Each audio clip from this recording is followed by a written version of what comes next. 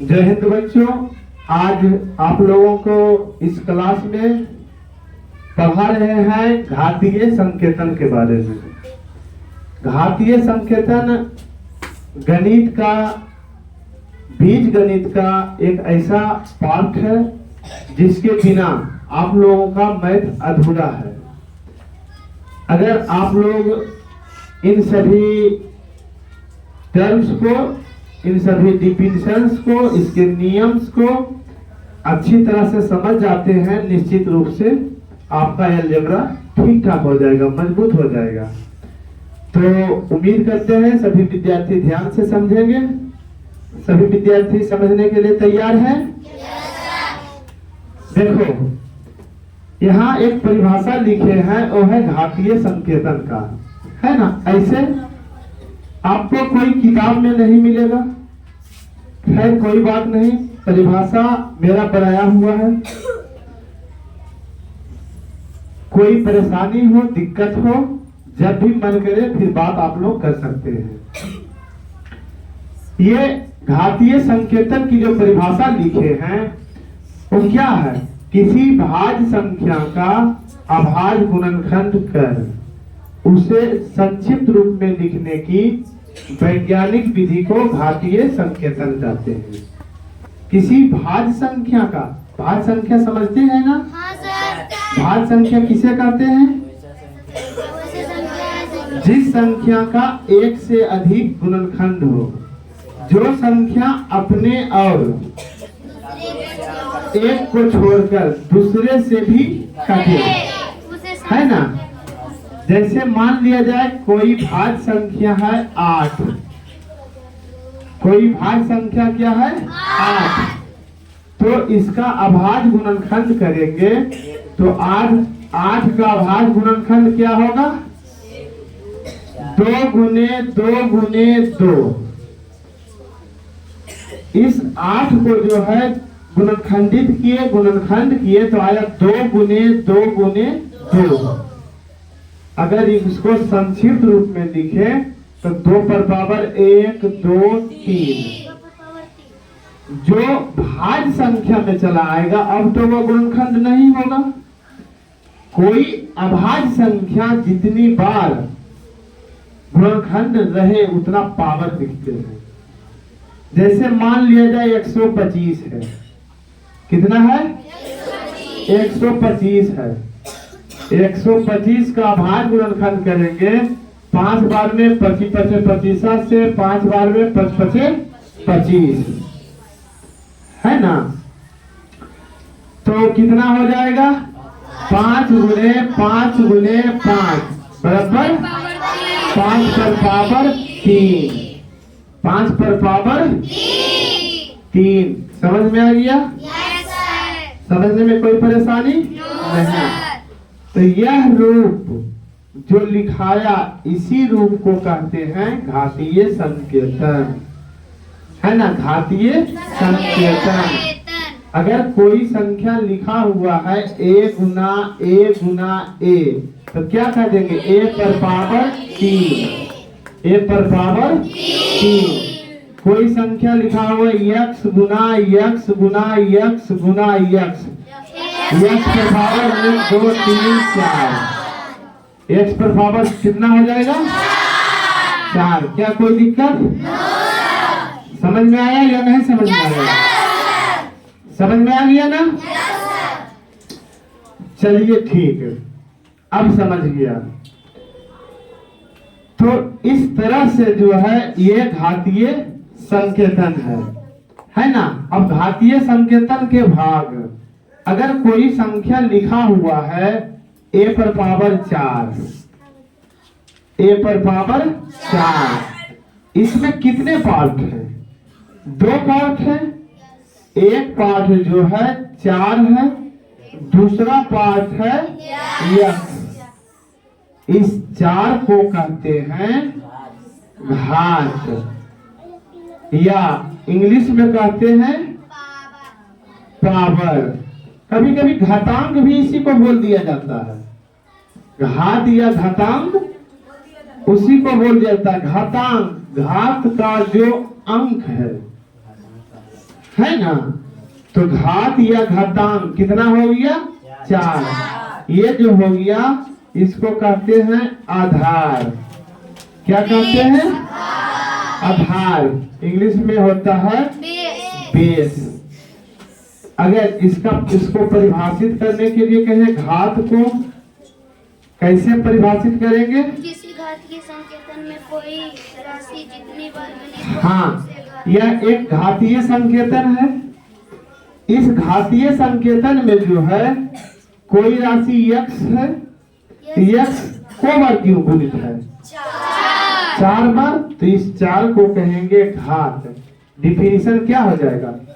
किसी घातीय संकेतन में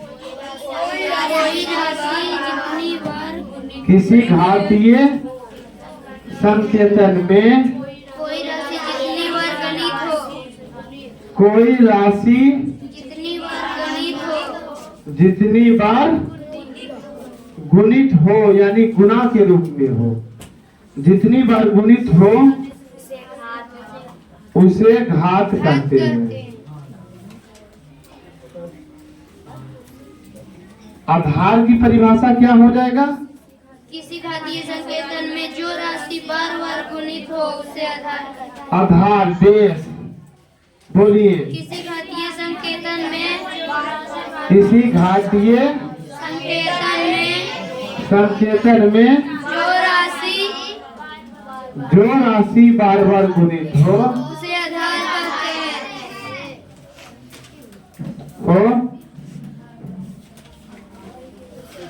उसे आधार कहते हैं। किसी घातीय संकेतन में जो राशि बार बार गुणित हो उसे आधार कहते हैं। समझ में आ गया? सभी बच्चे समझ गए? किन्हीं को परेशानी? अगर पूछे कुछ 10 पर पावर 3, बोलिए इसमें जो है घात कितना, आधार कितना? समझ रहे हैं? समझ रहे हैं ना? चलिए, घात और आधार, घातांक, तीन टर्म जो है आप लोग समझ गए हैं। आप लोग लिखिएगा या नहीं? नहीं लिखिएगा? चलिए भाई लिखिए आप लोग।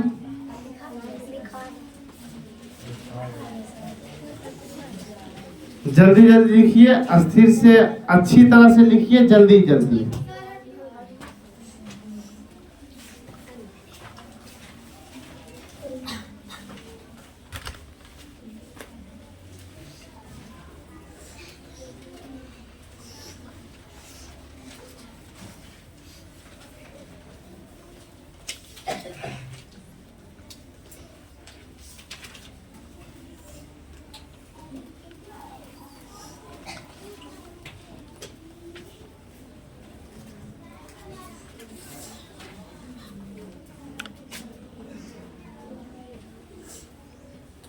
लिख रहे हो या इधर देख रहे हो?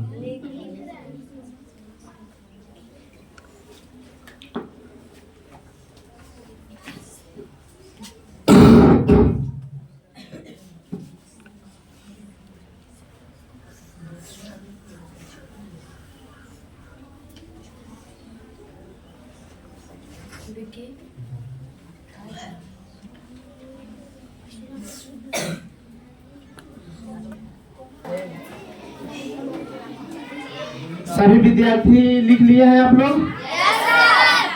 आप लोग पढ़ रहे हैं घातांक, है ना? अब आप लोग को पढ़ना है घातांक का नियम। घातांक के नियम, है ना? घातांक के कितने नियम हैं? सामान्यतः घातांक के जो है 6 नियम है ना? पहला नियम तो